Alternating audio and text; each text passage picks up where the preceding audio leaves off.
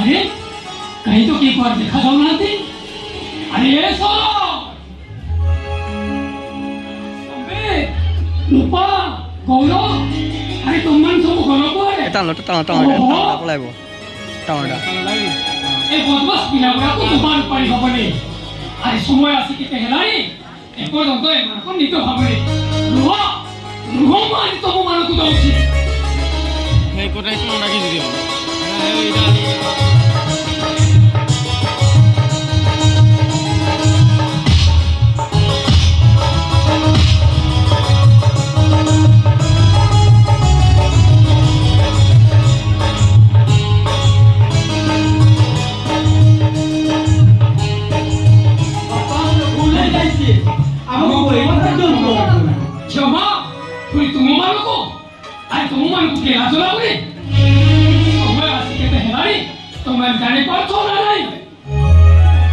चुपचाप ठिया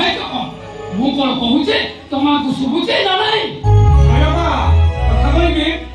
काली रात गोटे क्लीनर धर डेरी हो गला घर को फेर लेट हो गला सोई पड़ली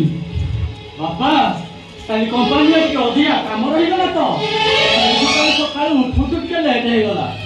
पापा मो परीक्षा अल्प दिन अछि सेठी पे रात्रि पढुतिली आ पढु निद लागि गला सेठी पे उठी पड़ली बस आ तुमन के सत कहूच मते बेस भल भाव जना निज कही निज को ठकिया पाई चेष्टा करने नचेत भविष्य रे पस्तेइब अरे तुमन तो समस्त अछ से बोलटा गला परे गौरव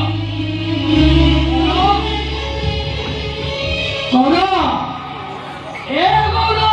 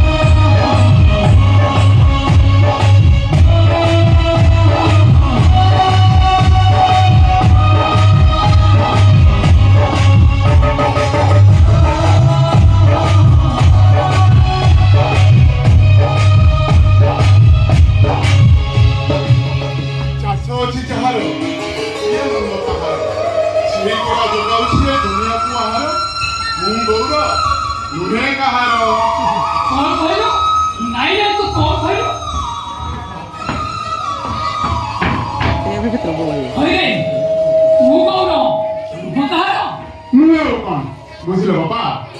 मो संगीतटा पुलिस चाकरी कला सी तो चाकरी हिसाब दे देला हम मो सर कंपनी को ड्यूटी गला सी ता ड्यूटी हिसाब दे देला आ मो रूपा कॉलेज गला सी तो पाठ पढ़ार हिसाब दे देला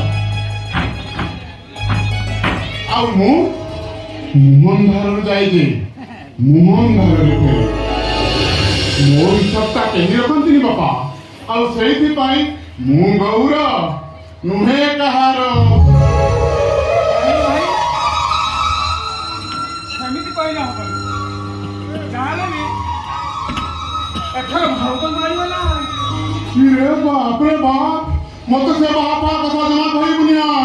अरे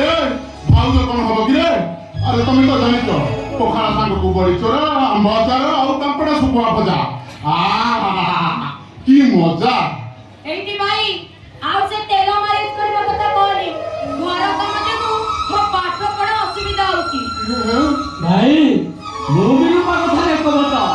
घरे भाउ तो नाहते बोले हां हमें पूरा ପୁରା ଅଳସୁଆ ହେଇଗଲୁଣି ବା ଇରେ ଆରେ ତାମାନେ ତମମାନେ ମୁଁ ନଥିବା ସମୟରେ ଗୋଟେ ମିଟିଂ କରି କଥାଟା ପକ୍କା କରିଦେଇଛ ଆଉ କାରଣ ମୁଁ ସଫା ସଫା କହୁଛି ମୋ ଦ୍ୱାରା ସେ ବାହା ହେଇପାରିବନି ହଁ କାହିଁକି ହେଇପାରିବନି ବାପା ନାଇଁ ନାଇଁ କାହିଁକି ହେଇପାରିବନି ହଇରେ ଆରେ ତୋର କଣ ବାହାଘର ହବା ବୟସ ହେଇନି ବାପା କଥା କଣ କି ବାପା ଝିଅ ପିଲା ଗୁଡାକୁ ଦେଖିଲେ ମତେ ଭାରି ଲାଜ ଲାଗେ ଆଉ ତମେ ମାନେ କହିଲ ଗୋଟେ ଅଜଣା ଝିଅ ସହିତ ମୁଁ କେମିତି କଥା ହେବି ଯେ ଇରେ ଆରେ କାହିଁ ଅସୁଛ କଣ ଆରେ ତମେ ମାନେ ମତେ ଯଦି ଏମିତି ରଖେଇବ ନା କୁଆଡେ ନାହିଁ କୁଆଡେ ଚାଲିଯିବି ହଁ ଚାଷ କରୁଥିବ